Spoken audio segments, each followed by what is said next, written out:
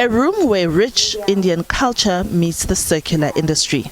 This is the storeroom where Sari for Change stores dozens of pre-loved saris donated to them for repurposing. It transforms them into unique garments that tell a story of cultural fusion and environmental responsibility. Iman Ganeji's story with Sari for Change centers around her mother, the founder, who has been in the fashion industry for more than 35 years. The intergenerational excellence of mother and daughter has given birth to a business that not only feeds but also clothes, all while being sustainable.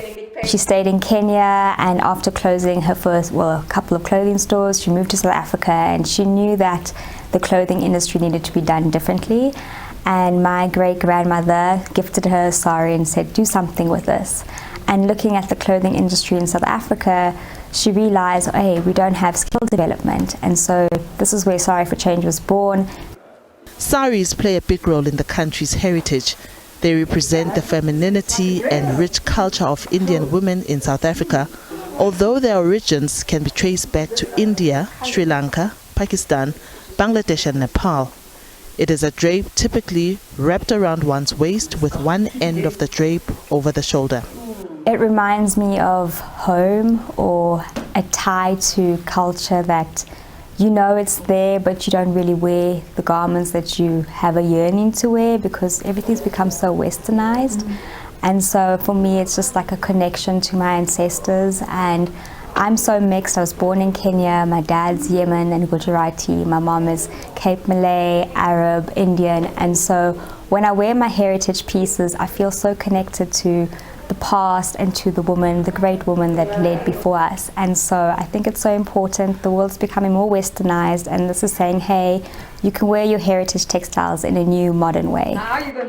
This innovative approach addresses the fashion industry's waste problem, where 84% of clothing ends up in landfills.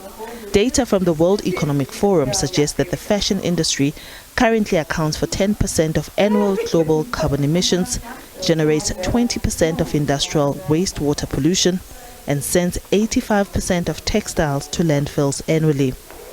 The mother and daughter duo recreate bespoke, different clothing pieces destined not only for local markets, but also for the international market.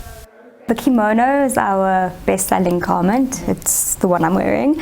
It's got this beautiful flow and it's functional. You can wear it over a costume, bikini, you can wear it over jeans, you can dress it up with heels.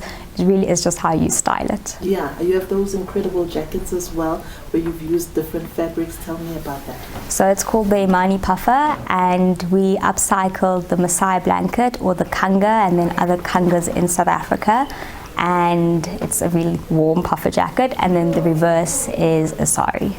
For the season, always find a garment that you can wear in many ways. So we try and create garments that are multifunctional, that are seasonless, so that you're not just throwing it away or wearing it once, you're finding purpose for it, and in that way you are celebrating the sari.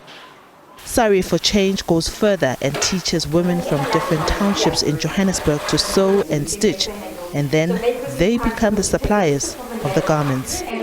To date, we've upskilled 120 women in Dobsonville, Cosmos City and Yeoville, and it's so lovely. Some women come with no skills, some come with some sewing skills, and so the modules take them from concept to end and where they can make a full garment. In its quest to save the environment, Sari for Change embraces the no-waste policy. Each off-cut and scrap material is turned into functional trinkets like placemats and other items. Liabo, Setho, SABC News, Johannesburg.